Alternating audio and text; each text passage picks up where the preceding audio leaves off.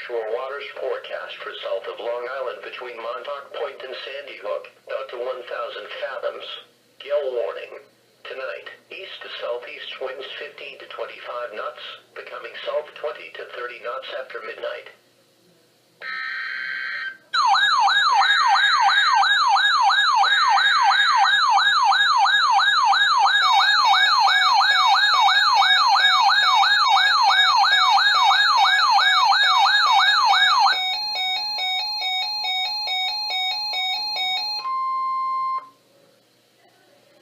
For the following counties in New Jersey, Morris and Passaic, the National Weather Service in Mount Holly, New Jersey has issued a flood warning for the Pequannock River below Macoppin Dam from late Friday night or until the warning is canceled.